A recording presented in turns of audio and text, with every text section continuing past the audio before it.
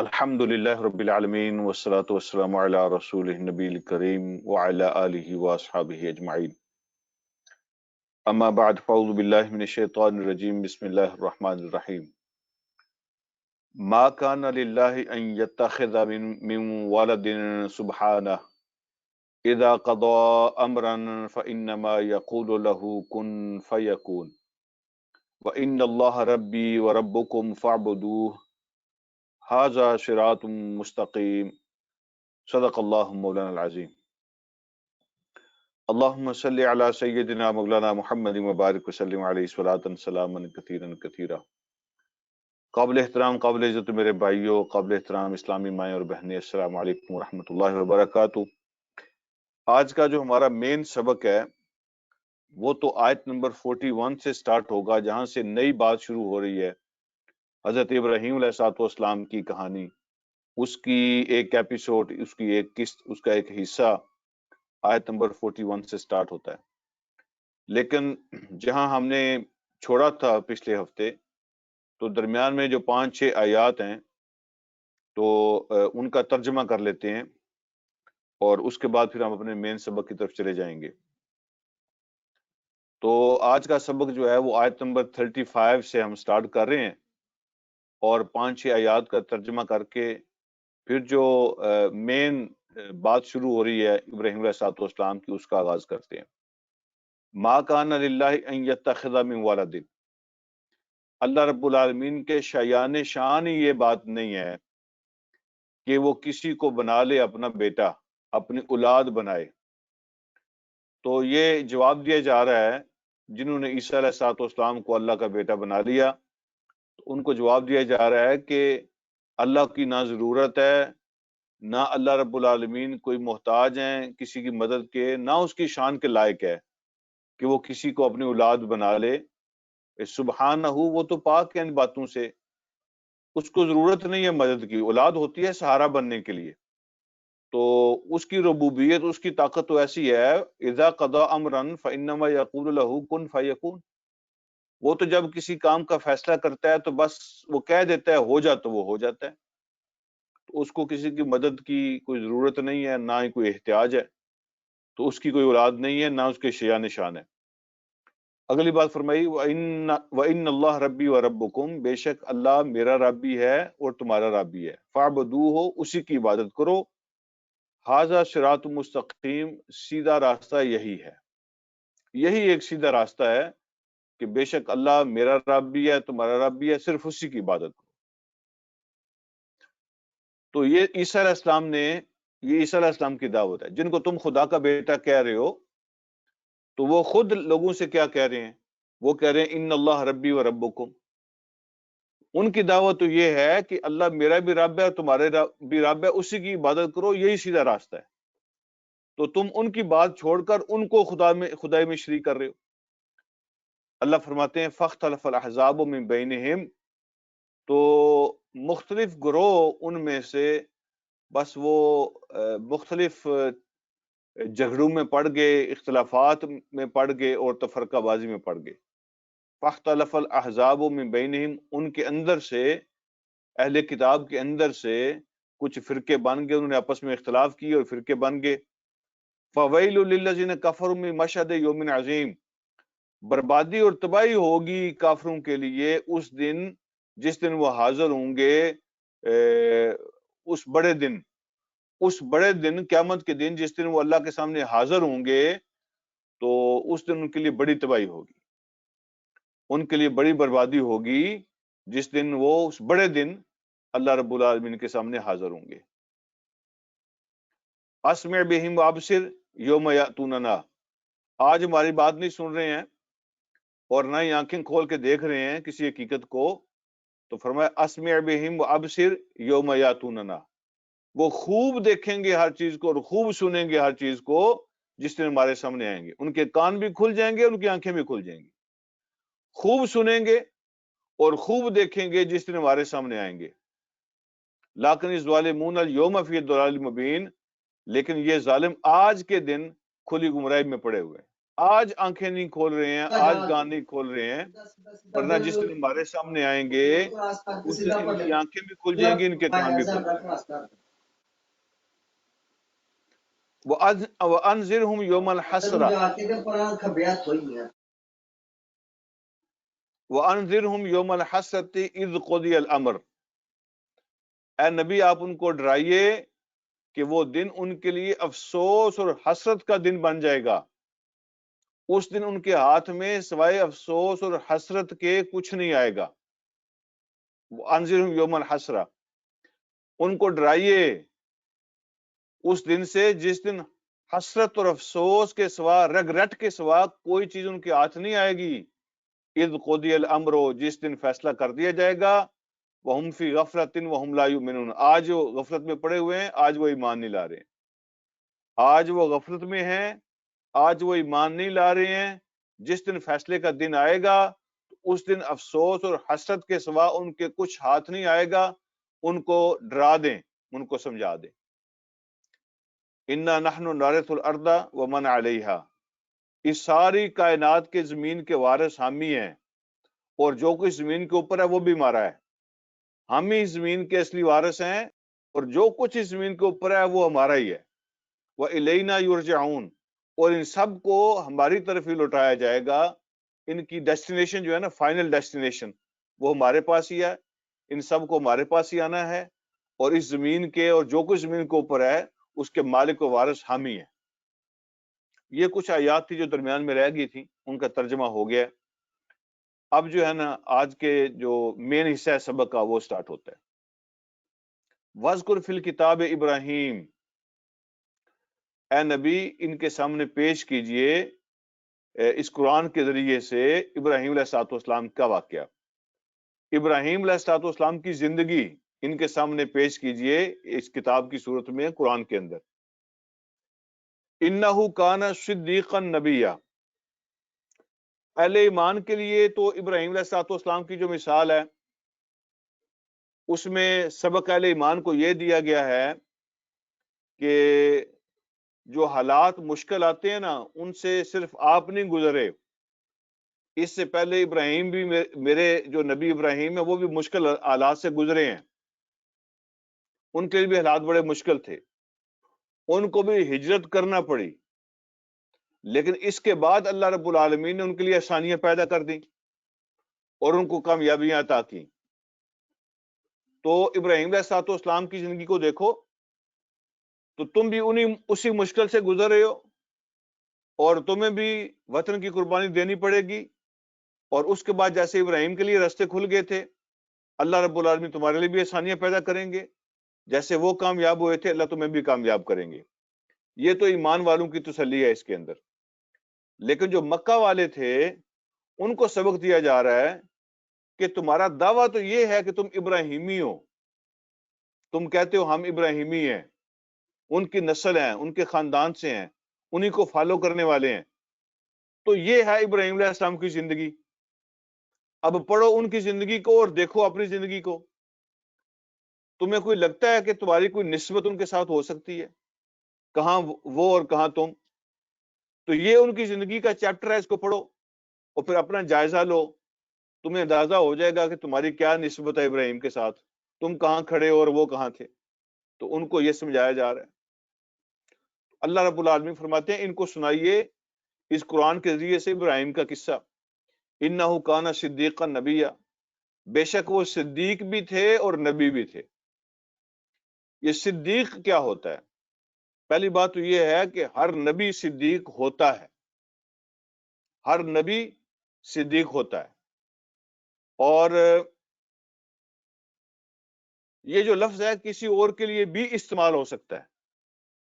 ہر نبی صدیق ہوتا ہے، لیکن یہ لفظ صدیق جو ہے یہ کسی اور کے لیے بھی استعمال ہو سکتا ہے، اور قرآن کے اندر ہی ہوا ہے۔ حضرت مریم کے لیے اللہ رب العالمین نے یہی لفظ استعمال کیا ہے، اور وہ نبی نہیں تھی۔ وَأُمُّهُ صِدِّیقَةٌ، اللہ رب العالمین نے عیسیٰ علیہ الصلوۃ والسلام کی سٹوری سنائی تو کہا کہ ان کی ماں صدیقہ ہے۔ تو صدیق یا صدیقہ جو ہے یہ غیر نبی کے لیے بھی استعمال ہو سکتا ہے۔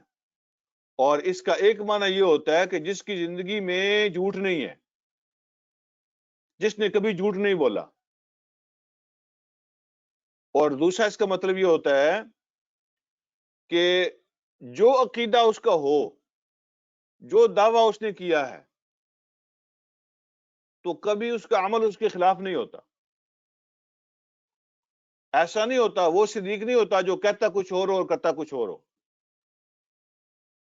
اب حضور علیہ الصلوۃ والسلام نے ابو بکر کو صدیق کا جو ہے نا نام دیا، تو آپ صدیق کا معنی جو میں آپ کے سامنے کر رہا ہوں اس کی روشنی میں دیکھیں، آپ کو اندازہ ہوگا کہ ابو بکر کا مقام کیا ہے. صدیق کا ایک مطلب یہ ہوتا ہے کہ اس نے زندگی میں کبھی جھوٹ نہیں بولا، اور صدیق اس کو کہتے ہیں کہ جو اس کا عقیدہ ہوتا ہے، جو اس کا کلیم اور دعویٰ ہوتا ہے، اس کا عمل کبھی اس کے خلاف نہیں ہوتا. اور تیسرا صدیق کا معنی ہوتا ہے وفادار، loyal and faithful, completely faithful. اللہ رب العالمین نے ابراہیم علیہ الصلوۃ والسلام کے لیے فرمایا کہ وہ صدیق بھی تھے اور نبی بھی تھے. تو اذ قال، اذ کا معنی یہ ہے کہ اے نبی ان کی سٹوری کا خاص حصہ ان کو یہ سنائیں اور یہاں سے سٹارٹ کریں. اذ قال کا معنی ہے یہاں سے سٹارٹ کریں ان کی سٹوری، جب ابراہیم نے کہا تھا لابیہ اپنے والد سے، تو یہ سٹوری کا حصہ ان کو خاص طور پہ سنائیے. اذ قال لابیہ، جب انہوں نے کہا اپنے والد سے یا اباتی. اب یہ لفظ بار بار آئے گا یا اباتی، تو اس کا معنی آپ سمجھ لیں اے میرے پیارے ابا جان. اور آگے آیات آپ کو بتائیں گی کہ وہ ابا جان تھے کون. جو ابراہیم علیہ الصلوۃ والسلام کے والد تھے نا، وہ صرف ایک عام مشرک نہیں تھے. ایک ہوتا ہے بندہ جو عام شرک میں مبتلا ہے، بلکہ وہ آپ یوں کہہ سکتے ہیں کہ شرک کے تھم تھے، وہ پلر تھے، وہ اپنی اسٹیٹ کے اندر ان کا خاص درجہ تھا. وہ سمجھنے کے لیے میں کہہ رہا ہوں کہ وہ تو ایسے تھے جیسے ریلیجس منسٹر ہوتا ہے کسی ملک کے اندر، جیسے ریلیجس منسٹر نہیں ہوتا، مذہبی امور کا جو منسٹر ہوتا ہے، ان کا وہ درجہ تھا بادشاہ کے ہاں. مذہبی معاملات میں جو وہ فیصلہ کر دیتے تھے وہ فائنل ہوتا تھا. اور ویسے بھی ٹرائبل سسٹم تھا نا، قبائلی سسٹم، اور قبائلی سسٹم کے اندر آپ جانتے ہیں کہ سردار کے اختیارات کیا ہوتے ہیں. فیصلے وہی کرتا ہے، وہی جج ہوتا ہے، وہی کورٹ ہوتی ہے، وہی سارا کچھ ہوتا ہے. آج بھی جس ملک کے اندر بھی قبائلی سسٹم ابھی باقی ہے، تو وہاں جا کے آپ دیکھیں، آپ کو اندازہ ہوگا کہ وہاں کا جو سردار ہوتا ہے نا، وہی سب کچھ ہوتا ہے. تو ابراہیم علیہ الصلوۃ والسلام بھی جس قبیلے سے تعلق رکھتے تھے، ان کا سردار تھا ان کا والد. اور وہ صرف مشرک نہیں تھے، وہ منسٹر تھے اور تھم تھے، پلر تھے اپنے عقیدے کے.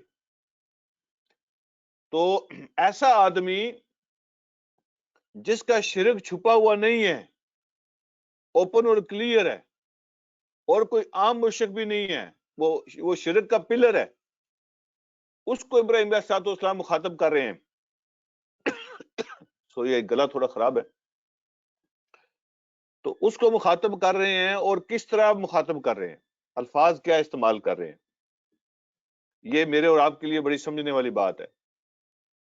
اس کے باوجود کہ وہ کیا ہیں، کیسے ہیں، ادب اور احترام کا پورا پورا لحاظ رکھا جا رہا ہے. دشمنی کسی کے ذات کے ساتھ نہیں ہوتی، اختلاف اس کے عقیدے سے ہوتا ہے، ذات کے ساتھ دشمنی نہیں ہوتی. قرآن یہ سبق دے رہا ہے کہ باپ پھر بھی باپ ہوتا ہے،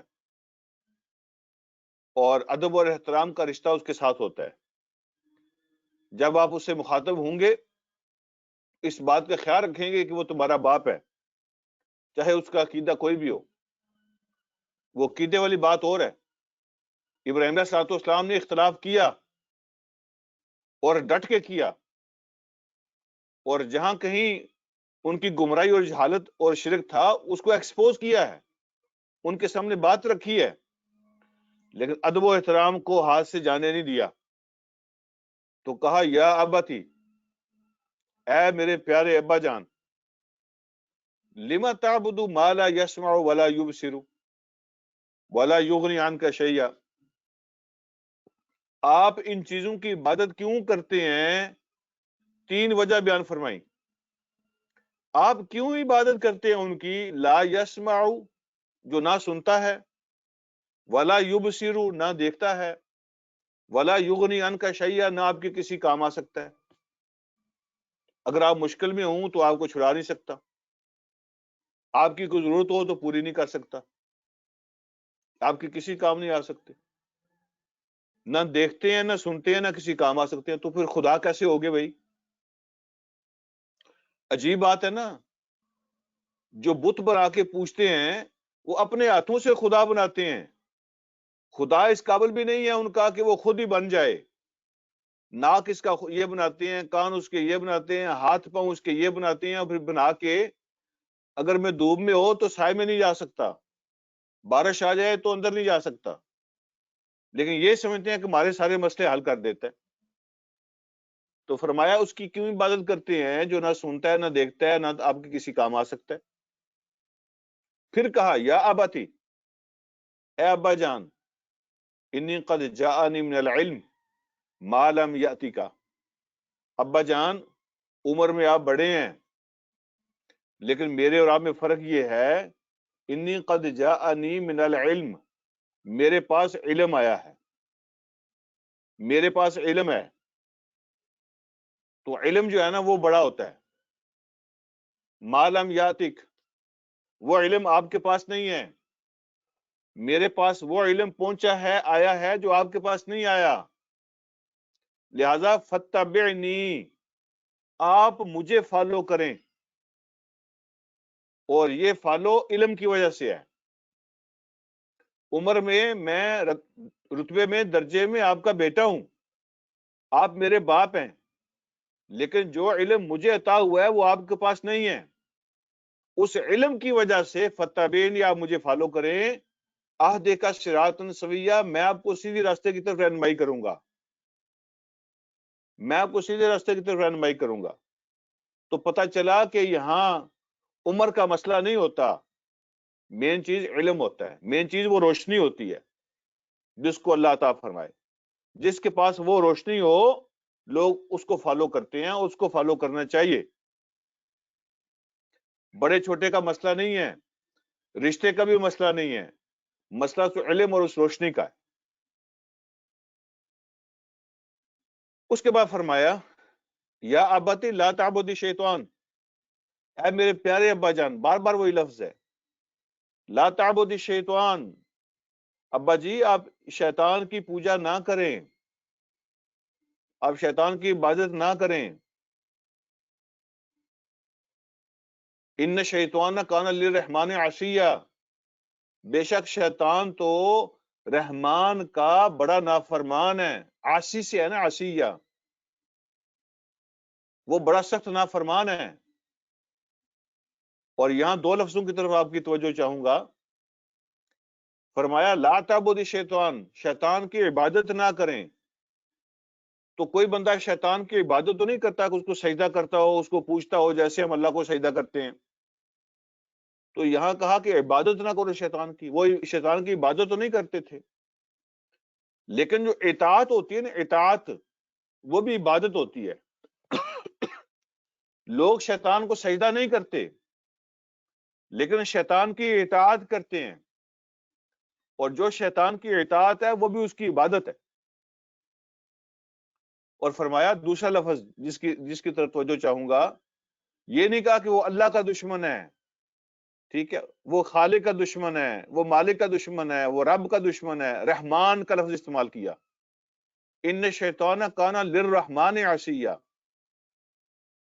تو وہ اس کا دشمن ہے جو رحم سے بھرا ہوا ہے، کنٹینیوسلی رحم کرتا ہے، ہر وقت رحم کرتا ہے، اور بہت زیادہ رحم کرنے والا ہے. اور جو بہت زیادہ رحم کرنے والے کو نہیں پہچان سکا، بہت زیادہ رحم کرنے والے، نرم دل کو، شفقت کرنے والے، مہربانی کرنے والے کو خوش نہیں کر سکا، تو اس کے ساتھ آپ کا تعلق کیسے بن سکتا ہے؟ اللہ اتنے بڑے رحم کرنے والے ہیں، اس کے باوجود شیطان ان کو ناراض کر بیٹھا ہے. اس کا مطلب وہ اس قابل نہیں ہے کہ آپ اس کے قریب جائیں.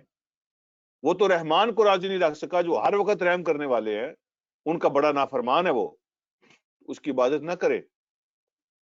پھر کہا یا اباتی، اے میرے ابا جان، انی خاف، مجھے خطرہ ہے، مجھے ڈر لگتا ہے، مجھے خوف ہے، ان یمسک عذاب من الرحمن، کہ آپ پکڑے گا، آپ کو پہنچے گا عذاب رحمان کی طرف سے. وہ ہے تو رحمان ہے، لیکن جس راستے پہ آپ چل رہے ہیں یہ عذاب کا راستہ ہے. مجھے خطرہ ہے، مجھے ڈر ہے کہ آپ کو رحمان کی طرف سے بہت بڑا عذاب آ کے پکڑ لے گا. فتکون للشیطان ولیہ، پھر آپ بھی شیطان کے ساتھی بن جائیں گے. جو عذاب شیطان پہ آئے گا وہی عذاب ان کے فالوور پہ آئے گا. تو مجھے ڈر ہے کہ وہ رحمان کا عذاب آ کے آپ کو پکڑ لے گا، پھر آپ شیطان کے ساتھی بن جائیں گے. تو ہر لحاظ سے ان کو سمجھانے کی کوشش کی. اللہ کی طرف سے جو عذاب آتا ہے نا، تو وہ اللہ کی دشمنی کی وجہ سے نہیں آتا، وہ بھی اللہ کے رحمان ہونے کا تقاضا ہے کہ اللہ رب العالمین اس بندے کو، اس شخص کو عذاب دیں جو نافرمانی کی حد کو کراس کرتا ہے. یہ اس کے رحمان ہونے کا تقاضا ہے کہ اس کو وہ سزا دے. اب اتنی یہ چھوٹی سی تقریر ہے ابراہیم علیہ السلام کی، چھوٹا سا درس جو دیا ابا جی کو. اب یہ تقریر سن کے نا جو ابا جی نے جواب کیا دیا ہے، ان کا بیٹا ہے، ان کے گھر میں پیدا ہوا ہے، بچپن ان کے سامنے گزرا ہے، جوانی ان کے سامنے ہے، اس کے پاس علم ہے، اس کے پاس وحی کا نور ہے، اس کے بارے میں سب کچھ جانتے ہیں، کبھی جھوٹ نہیں بولتا، بات بھی صحیح کہہ رہا ہے، اس کا اپنا فائدہ بھی نہیں ہے. لیکن یہ جو گمراہی ہوتی ہے نا، یہ جو جہالت ہوتی ہے، یہ جو شرک ہوتا ہے، یہ انسان کی آنکھیں بھی بند کر دیتا ہے، دماغ بھی بند کر دیتا ہے، دل بھی بند کر دیتا ہے، اندھا بہرا بنا دیتا ہے بندے کو. ورنہ آپ اندازہ کریں، جو میں نے باتیں عرض کی ہیں آپ سے، ایک دفعہ پھر عرض کرتا ہوں کہ یہ شرک و گمراہی اور جہالت جو ہے اتنی بڑی بیماری ہوتی ہے کہ اپنے گھر میں پیدا ہوا، بچپن کو جانتے ہیں، جوانی کو جانتے ہیں، اس کی پاکیزہ زندگی کو جانتے ہیں، علم اس کے پاس ہے، وحی کا نور اس کے پاس ہے، کوئی غلط بات نہیں کر رہا، اپنا فائدہ اس میں نہیں ہے، باپ کے فائدے کی بات کر رہا ہے اور بات صحیح کر رہا ہے، دلیل کے ساتھ بات کر رہا ہے. لیکن شرک کا مزاج ایسا ہوتا ہے، جہالت کا، گمراہی کا مزاج ایسا بن جاتا ہے، وہ ایک چیز ایسی ہو جاتی ہے کہ جس نے کبھی جھوٹ نہیں بولا اس کو کیا جواب دیا، جس نے کبھی غلط بات نہیں اس کو کیا جواب دیا. کہا قال اراغب انت عن آلہتی یا ابراہیم، ابراہیم تم میرے معبودوں کو چھوڑ رہے ہو؟ اراغب، کیا تم منہ پھیر رہے ہو، بے رغبت ہو رہے ہو؟ جب یہ لفظ رغبت کا ہے نا عربی زبان میں، اس کے بعد ان آ جائے، ان، اس کا مطلب ہوتا ہے چھوڑنا، منہ پھیرنا. قال اراغب انت عن آلہتی یا ابراہیم، اے ابراہیم تم میرے خداؤں سے منہ پھیر رہے ہو، میرے خداؤں سے بیزاری کا اظہار کر رہے ہو، میرے خداؤں کو چھوڑنے کی بات کر رہے ہو. اور پھر کہا لئن لم تنتہی، اگر آپ اپنی باتوں سے باز نہ آئے، لأرجمنک، تو میں پتھر مار مار کے آپ کو ماروں گا، لأرجمنک، میں آپ کو رجم کروں گا، لأرجمنک. اب یہ دیکھیں، یہ کوئی باپ اپنی اولاد کو پتھر مار مار کے مار سکتا ہے؟ یعنی پتھر مارے جائیں مارے جائیں مارے جائیں اس وقت تک جب اس کے سامنے پتھر کھا کھا کے جان نکلے اس کی. اور پھر کہا وہجرنی ملیہ، دور ہو جاؤ، چھوڑ دو مجھے لمبے عرصے. ملیہ کا معنی ہوتا ہے لمبا عرصہ. ایک محاورہ ہے، آپ کہہ سکتے ہیں، جس طرح کہتے ہیں نا میری آنکھوں کے سامنے سے دور ہو جاؤ، ٹھیک ہے، میرے سامنے نہ آنا، نکل جاؤ یہاں سے، دور ہو جاؤ میرے سامنے سے ہمیشہ کے لیے۔ یہ ابراہیم کے باپ کا جواب ہے۔ اب بندہ سچا بھی ہو، خیر خائی بھی کر رہا ہو، فائدہ بھی اسی کا ہو، اور وہ آگے سے یہ جواب دے، ہو بھی اپنا باپ، تو جذبات بندے کے کچھ اور ہوتے ہیں نا، جذبات تو کچھ اور ہوتے، غصہ تو بندے کو آتا ہے نا، غیرت تو ہوتی ہے بندے کی، لیکن اسلام نے ہمیں کیا سبق دیا ہے؟ اسلام نے ہمیں سبق دیا ہے کہ teachings not emotions, teachings not emotions, تعلیمات پہ عمل کرو، جذبات پہ نہیں۔ یہ جملہ لکھ لیں، یاد رکھیں، جذبات نہیں تعلیمات، جذبات نہیں تعلیمات، جو تمہیں سکھایا گیا ہے اس پہ عمل کرنا ہے، جو تمہارے ذہن میں آ رہا ہے اس پہ عمل نہیں کرنا، تعلیمات پہ عمل کرو، ٹیچنگز پہ عمل کرو، ایموشن پہ نہیں۔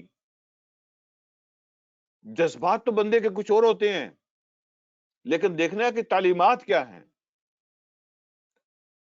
اب ابراہیم علیہ السلام جواب دے رہے ہیں، قال سلام علیکم، جی ٹھیک ہے، یہ جو الوداعی اسلام ہوتا ہے نا، تو کہا ٹھیک ہے، میں آپ چاہتے ہو تو میں چلا جاتا ہوں، اگر آپ مجھے یہاں نہیں رہنے دینا چاہتے میرے اپنے عقیدے اور میری اپنی سوچ کے ساتھ، تو میں چلا جاتا ہوں۔ قال سلام علیکم، ٹھیک ہے، سلامتیاں ہوں آپ پر، میں جا رہا ہوں، یہ جو الوداعی اسلام ہوتا ہے، تو اسلام کیا، کہا میں جا رہا ہوں۔ سأستغفر اللہ کا ربی، میں اپنے رب سے آپ کے لیے معافی مانگوں گا، انہو کان بی حفیہ، بے شک میرا رب مجھ پہ بہت مہربان ہے، وہ بڑی شفقت فرماتا ہے، وہ مجھ پہ بہت مہربان ہے، میں اس سے آپ کے لیے معافی مانگوں گا، یہ وعدہ کر لیا۔ اب اس میں دو مسئلے ہیں، ایک مسئلہ تو یہ ہے کہ کیا کافر کو سلام کیا جا سکتا ہے؟ کافر کو سلام کیا جا سکتا ہے؟ ہاں، کافر کو سلام کیا جا سکتا ہے۔ پہلی بات تو یہ ہے کہ کسی کافر نے پہلے سلام کیا ہے، سلام میں پہل کافر نے کی ہے، تو اس کے جواب میں اس کو سلام کہنا، اس میں تو سب کا اتفاق ہے کہ وہ کہا جا سکتا ہے۔ اگر پہلے کافر سلام کہے تو آپ اس کے جواب میں سلام کہہ سکتے ہیں، لیکن اگر وہ پہلے نہ کہے، آپ نے پہلے سلام کہنا ہے یا آپ نے پہلے سلام کہا ہے، تو پھر جائز ہے۔ تو امام نخعی رحمہ اللہ فرماتے ہیں، نخعی رحمہ اللہ، کہ اگر کوئی خاص ضرورت ہو یا کوئی خاص کام پڑ جائے یا کوئی بڑی دینی یا دنیاوی ضرورت پڑ جائے، تو اس کے دل کو نرم کرنے کے لیے آپ بھی پہلے سلام کہہ سکتے ہیں، آپ بھی اس کو سلام کہہ سکتے ہیں، اور نیت یہ کر لیں کہ اللہ تمہیں سلامتی کا راستہ عطا کرے، اللہ تمہیں سلامتی کا راستہ عطا کرے۔ اور ایک بات تو خود یہ ذہن میں رکھیں کہ حضور علیہ الصلوۃ والسلام خود بھی، نبی علیہ الصلوۃ والسلام خود بھی جب مختلف مجلسوں میں جاتے تھے تو ایسا ہوا ہے کہ مشترکہ مجلس تھی جس میں کافر بھی بیٹھے تھے، کچھ مسلمان بھی بیٹھے تھے، مشترکہ مجلس تھی، تو حضور علیہ الصلوۃ والسلام نے سلام کیا سب کو، الگ سے نہیں کہا کہ مسلمانوں تمہیں سلام ہو، آپ نے پوری مجلس کو سلام کیا جس میں کافر بھی موجود تھے اور مسلمان بھی موجود تھے۔ یہ خود حضور علیہ الصلوۃ والسلام اس طرح سلام کیا کرتے تھے۔ تو اگر کوئی بڑی ضرورت ہو اور کوئی دینی دنیاوی مصلحت ہے اس کے اندر ہو، اور یا کوئی ایسا کوئی کام پڑ جائے اور آپ ان کے دل کو نرم کرنا چاہتے ہوں، تو پہلے اسلام کہنے میں کوئی حرج نہیں ہے، پہلے اسلام کہا جا سکتا ہے۔ باقی رہا استغفار کا مسئلہ، تو کافر کے لیے استغفار نہیں کیا جا سکتا، باقی دعائیں آپ کر سکتے ہیں، صحت کی دعا کریں، عزت کی دعا کریں، روزی کی دعا کریں، لمبی عمر کی دعا کریں، خوشی کی دعا کریں، یہ دعائیں آپ کر سکتے ہیں، لیکن استغفار کی دعا ایمان کے بغیر نہیں ہوتی، تو ابراہیم علیہ السلام نے چونکہ وعدہ کیا ہوا تھا پہلے، تو وہ وعدہ پورا کرنے کا اللہ نے اجازت دی کہ اللہ ان کو استغفار میں داخل ہونے کی توفیق عطا فرما دے۔ بعد میں اللہ رب العالمین نے جب منع کر دیا تو آپ نے پھر کبھی استغفار نہیں کیا، بعد میں اللہ پاک نے منع کر دیا۔ تو استغفار کے بارے میں یہی حکم ہے، لیکن اسلام کے بارے میں یہ ہے کہ اسلام کیا جا سکتا ہے جب کوئی دینی مصلحت ہو یا کوئی دنیاوی ضرورت ہو۔ اچھا جی، اب جو میں نے بات آپ سے عرض کی نا کہ جذبات نہیں تعلیمات، میں اس کی ایک آدھ تھوڑی بات سمجھانے کے لیے، جس ماحول میں ہم رہتے ہیں نا اس ماحول کے حساب سے تھوڑی سی بات سمجھنے کے لیے میں ایک آدھ چیز آپ سے عرض کرنا چاہتا ہوں۔ حضور علیہ السلام کے ساتھی جو ہے نا ایک شام گئے تھے، سیریا، ان کا بزنس ٹرپ تھا، وہاں گئے ہوئے تھے۔ شام میں انہوں نے دیکھا کہ جو لوگ ہیں وہ اپنے بادشاہوں کو سجدہ کرتے ہیں، ان کے پاؤں میں آ کے سر رکھتے ہیں، ان کو سجدہ کرتے ہیں اور ان کو خوش کرتے ہیں۔ انہوں نے دیکھا، واپس آئے نا تو حضور علیہ السلام کی خدمت میں حاضر ہوئے، عرض کیا، اے اللہ کے نبی، وہ تو دنیا دار بادشاہوں کو لوگ سجدہ کرتے ہیں، تو آپ تو ہمارے لیے سب کچھ ہیں، تو ہم آپ کو سجدہ کیوں نہیں کر سکتے؟ آپ اجازت دیں، ہمارے بھی جذبات ہیں کہ ہم آپ کے سامنے سجدہ کریں۔ تو نبی علیہ الصلوۃ والسلام نے کیا فرمایا؟ جذبات نہیں تعلیمات۔ آپ نے فرمایا سجدہ صرف اللہ کی ذات کو ہے، احترام کرنا ہوتا ہے، احترام ادھر دل میں ہوتا ہے، احترام ہوگا لیکن سجدہ صرف اللہ کی ذات کو ہوگا۔ تو صحابی کے جذبات کچھ اور تھے، لیکن چونکہ تعلیمات کچھ اور تھیں تو حضور علیہ الصلوۃ والسلام نے جذبات سے روک دیا، فرمایا تعلیمات پہ عمل کرنا ہے۔ ایک اور مثال عرض کرتا ہوں، حضرت حمزہ رضی اللہ تعالیٰ عنہ نبی علیہ الصلوۃ والسلام کے چچا ہیں۔ آپ جانتے ہیں کہ غزوہ احد میں ان کو شہید کر دیا گیا اور ان کی باڈی کا مسئلہ کیا گیا۔ مسئلہ یہ ہوتا ہے کہ ایک بندے کو قتل کر کے اس کے جسم کے اعضاء کے ٹکڑے کر دیے جائیں، ناک کاٹا، کان کاٹے، آنکھیں نکالی، جگر نکالا ان کا، تو چیرنا پھاڑنا جو ہے نا اس کو مسئلہ کہتے ہیں۔ تو حضرت حمزہ رضی اللہ تعالیٰ عنہ ان کو شہید بھی کیا گیا، ان کی لاش کا مسئلہ کیا گیا۔ حضور علیہ الصلوۃ والسلام کو جب آپ نے ان کی باڈی دیکھی تو آپ کو بڑی تکلیف ہوئی تھی، اور مسلمانوں کے بھی جذبات کچھ اور تھے، حضور علیہ الصلوۃ والسلام کے بھی جذبات کچھ اور تھے۔ لوگ چاہتے تھے کہ اب ہم بھی ان کا مسئلہ کا بدلہ لیں گے، ان کا مسئلہ کریں گے ہم بھی۔ اور پھر بعض کا آپ کو پتہ ہے اس طرح کے جب جذبات ہوتے ہیں تو پھر ایک کا مسئلہ کرنے سے جذبات ٹھنڈے بھی نہیں ہوتے۔ لیکن جذبات اپنی جگہ، تعلیمات کچھ اور ہیں۔ اسلام یہ کہتا ہے کہ جب کسی کو قتل کرو تو اس کی لاش کی بھی حرمتی کی اجازت نہیں ہے، تو اس کا مسئلہ کرنے کی اجازت نہیں ہے۔ تو وہاں بھی تعلیمات کو سامنے رکھا گیا ہے، جذبات کو نہیں۔ جوش میں بعض کا بندہ ہوتا ہے، خوشی اتنی ہو جاتی ہے بعض کا کہ وہ بے قابو ہو جاتی ہے، خوشی میں بندہ کنٹرول سے باہر نکل جاتا ہے۔ جذبات ہوتے ہیں، اور یہ خاص طور پہ آج کا جو مہینہ شروع ہے ربیع الاول کا، دیکھیں نا خوشی، نبی علیہ الصلوۃ والسلام دنیا میں تشریف لائے ہیں، جی چاہتا ہے کہ میں اچھلوں، میں کودوں، میں چھلانگے لگاؤں، میں جذبات کا اظہار کروں، خوشی ہے مجھے، حد سے زیادہ خوشی ہے۔ تو اسلام کیا کہتا ہے؟ جذبات نہیں، تعلیمات پہ عمل کرو، جتنی اجازت ہے اتنی خوشی منا سکتے ہو، اس سے زیادہ نہیں۔ کبھی کبھی ایسا ہوتا ہے نا، آپ کا کوئی بڑا مسئلہ ہوتا ہے، کوئی ضرورت آپ کی پھنسی ہوتی ہے، آپ بڑے مجبور ہوتے ہیں، اور کوئی بندہ آؤٹ آف وے جا کے آپ کی مدد کرتا ہے، وہ بڑی آپ کے لیے قربانی دیتا ہے، آپ بڑے اس کے شکر گزار ہوتے ہیں، ایسے جیسے اس بندے نے آپ کو خرید لیا، غلام بنا لیا ہے۔ اور بعض کا دل کے جذبات ایسے ہوتے ہیں کہ آپ چاہتے ہیں میں اس کا کیسے شکریہ ادا کروں، اس کے پاؤں پڑ جاؤں، اس کو چوموں، اس کو چاٹوں، اس کے ہاتھوں کے بوسے لوں، اس کو سجدہ کروں، بعض کا بندے کے جذبات ہوتے ہیں نا. تو اسلام کہتا ہے جذبات کو کنٹرول رکھو. تو جذبات پہ نہیں، تعلیمات پہ عمل کرنا ہے. اگر یہ تعلیمات اسلام کی نہ ہوتی تو جذبات پتہ نہیں لوگوں کو کہاں سے کہاں پہنچا دیتے.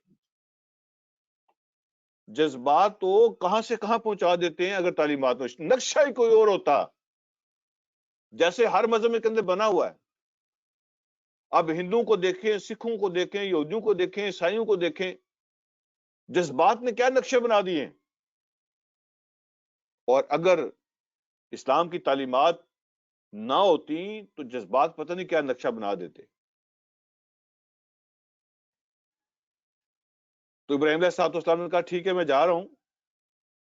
اور پھر کہا وَأَعْتَزِلُكُمْ وَمَا تَدْعُونَ مِن دُونِ اللَّهِ، میں آپ کو بھی چھوڑتا ہوں اور ان سب کو بھی چھوڑتا ہوں جن کو آپ پکارتے ہیں اللہ کے مقابلے میں. وما تدعون، جن کو آپ پکارتے ہیں من دون اللہ، اللہ کے مقابلے میں ان کو بھی چھوڑتا ہوں. آپ کو بھی، آپ کے خداؤں کو بھی، آپ کی کلچر رسم و رواج کو بھی جس کو آپ اللہ کے مقابلے میں لے آئے ہیں، میں ان سب کو چھوڑتا ہوں. وَأَدْعُو ربی، اور میں اپنے رب کو پکاروں گا. میں اپنے رب کو پکاروں گا. عسیٰ اللہ اکون بدعاء ربی شقیہ، اور مجھے امید ہے کہ میں اپنے رب کو پکار کے کبھی محروم نہیں رہوں گا. میں اپنے رب کو پکار کر کبھی محروم نہیں رہوں گا، اور میرا رب میری پکار کو سنے گا اور مجھے محروم نہیں چھوڑے گا. اور میں اپنے رب کو پکاروں گا اور مجھے یہی امید ہے کہ میرا رب جب میں اس کو پکاروں گا تو مجھے وہ محروم نہیں رکھے گا، میری پکار کو رد نہیں کرے گا. پھر کیا ہوا جناب؟ ابراہیم علیہ الصلوۃ والسلام کی زندگی جو ہے نا، ایک طرف بالکل موم، بالکل نرم اور موم کی طرح، اور دوسری طرف بالکل سخت پتھر کی طرح. تو جب ادب آداب کا معاملہ آتا ہے، جب اخلاقیات کا معاملہ آتا ہے، جب ڈیلنگ کی بات آتی ہے تو بالکل موم کی طرح نرم ہے. لیکن جب اللہ کا مسئلہ آتا ہے، جب عقیدے کی بات آتی ہے، جب اسلام کا مسئلہ آ جاتا ہے، کوئی کمپرومائز نہیں ہے، کوئی کمپرومائز نہیں. کہا ٹھیک ہے میں چھوڑ دوں گا، گھر بھی، خاندان بھی، فیملی بھی، سب کچھ چھوڑ دوں گا، نکل جاؤں گا، رب کو نہیں چھوڑ سکتا. اور میں تمہارے بتوں کو سجدہ نہیں کر سکتا. تو میں بس اسی کو پکاروں گا، وہ مجھے محروم نہیں رکھے گا، میں تمہیں چھوڑ کے جا رہا ہوں. کوئی کمپرومائز نہیں ہے. ٹھیک ہے جی. فَلَمَّا اعْتَزَلَهُمْ، تو پھر جب اس نے ان کو چھوڑ دیا، وَمَا يَعْبُدُونَ مِن دُونِ اللَّهِ، اور اس کو بھی چھوڑ دیا جو وہ اللہ کے مقابلے میں عبادت کرتے تھے جن کی، ان سب کو چھوڑ دیا. تو پھر کیا ہوا؟ وَوَهَبْنَا لَهُ إِسْحَاقَ وَيَعْقُوبَ، تو ہم نے پھر ان کو اسحاق عطا کیا، ہم نے پھر ان کو یعقوب عطا کیا. اللہ نے پھر ان کی نسلوں کے نام گنوائے. اسحاق بھی ایک ہی دفعہ تو نہیں مل گئے نا سارے. جب ابراہیم علیہ السلام ہجرت کر رہے ہیں اس وقت نہیں مل گئے ہیں، 85 سال کی عمر میں جا کے ملے ہیں. لیکن اللہ فرماتے ہیں کہ جب وہ چھوڑ کے نکل گئے تو ہماری پھر مہربانیاں، دروازے کھلتے چلے گئے. ٹھیک ہے. اور ہم نے پھر ان کو اسحاق عطا کیا، ہم نے پھر ان کو یعقوب عطا کیا. وَكُلًّا جَعَلْنَا نَبِيًّا، اور ہم نے ان کو نبی بھی بنایا، اور ہر ایک ان میں سے ہم نے ان کو نبی بھی بنایا. وَوَهَبْنَا لَهُم مِّن رَحْمَتِنَا، اور ہم نے ان کو اپنی رحمت بھی عطا کر دی. ہم نے ان سب کو اپنی رحمت بھی عطا کر دی. وَجَعَلْنَا لَهُمْ لِسَانَ صِدْقٍ عَلِيًّا، اور پھر ہم نے ان کے ذکر کو بلند کر دیا. ہم نے سچائی کے ساتھ ان کے ذکر کو بلند کر دیا.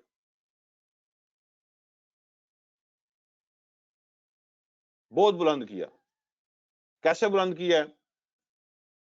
یہودی کہتے ہیں ابراہیم ہمارا ہے، عیسائی کہتے ہیں ابراہیم ہمارا ہے، مسلمان کہتے ہیں ابراہیم ہمارا ہے، ہر کوئی یہ کہتا ہے ابراہیم ہمارا ہے. یہ ابراہیم علیہ الصلوۃ والسلام کو اللہ رب العالمین کی طرف سے قبولیت کا درجہ ملا ہے. وَجَعَلْنَا لَهُمْ لِسَانَ صِدْقٍ عَلِيًّا، ہر زبان پہ ہم نے ان کا ذکر جاری کر دیا ہے، اور ہم نے ان کو بلندیاں عطا کی ہیں. ان کے نام کو، ان کے تذکرے کو بلند کر دیا ہے، اور سچی ناموری ہم نے ان کو عطا کر دی ہے. یہ مطلب ہے ان کا، سچی بلندی، سچی بلندیاں ہم نے ان کو عطا کر دی ہیں.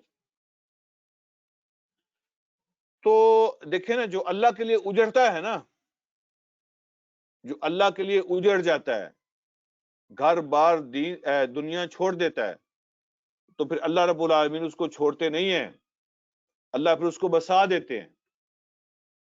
جو اللہ کے لیے سب کچھ دے دیتا ہے، اللہ اس کو بلندیاں عطا کر دیتے ہیں. ابراہیم علیہ السلام نے ایک وطن چھوڑا اللہ کے لیے، اللہ نے ساری کائنات اس کا وطن بنا دیا. جدھر جاؤ ابراہیم ابراہیم ہو رہی ہے. ایک وطن چھوڑا تھا، کئی وطن عطا کر دیے، ابو الانبیاء بنا دیا. گھر چھوڑا تھا، رشتہ دار چھوڑے تھے، اللہ نے اولاد بھی عطا کی، نبوت بھی عطا کی، سلسلے جاری فرما دیے، اور عزت بھی دی تو سچی عزت عطا کی. اور سبق بس یہی ہے کہ جب فرض بلائے نا، فرض بلائے، کوئی کام فرض ہوتے ہیں نا اللہ کی طرف سے، اور جب فرض آپ کو بلا رہا ہو تو پھر حاضر ہو جاؤ. بعض کا ہوتا ہے جی، وہ بندہ سمجھتا ہے یہ ٹائم بڑا بزی ہے. میں بعض کو اپنے ٹیکسی ڈرائیور دوستوں سے کہتا ہوتا ہوں کہ جب بزی ٹائم آ جاتے ہیں نا، وہ بزی آورز ہوتے ہیں، تو بندے کے ذہن میں یہ باتیں آتی رہتی ہیں، یہ بزی ٹائم ہے، پتہ نہیں اس کے بعد پھر یہ ٹائم ملنے کہ نہیں ملنا، اور یہ گاہک ملنے کہ نہیں ملنا، یہ رش ملنے کہ نہیں ملنا. ٹھیک ہے، تو یہ موقع ملے گا یا نہیں ملے گا، ایسے مت سوچا کریں. یقین سے جب فرض بلائے تو حاضر ہو جائیں. باقی رب کو نہیں آزمانا چاہیے کہ وہ گاہک مجھے دے گا یا نہیں دے گا، یہ روزی پھر مجھے ملے گی کہ نہیں ملے گی، یہ چانس مجھے ملے گا کہ نہیں ملے گا. یہ رب کو آزمانے والی باتیں ہیں، تو بندہ رب کو نہیں آزما سکتا.